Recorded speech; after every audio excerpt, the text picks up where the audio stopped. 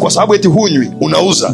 Wewe mguso wako sio kwa ajili yako. Kwanza ni roho mbaya, ni ubinafsi kusema kwamba nauza bangi, nauza pombe, nauza sigara, lakini sio mimi nayevuta, sio mimi naelewa. Hiyo ni roho mbaya.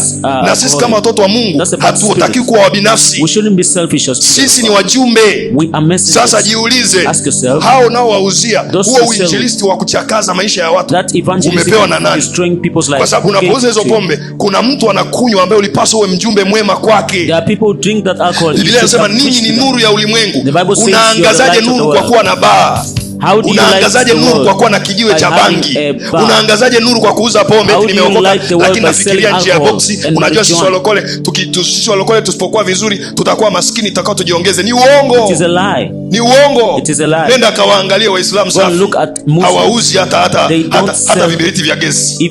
Wanasema wengi wanavitumia kutia sigara. Wewe ni nuru.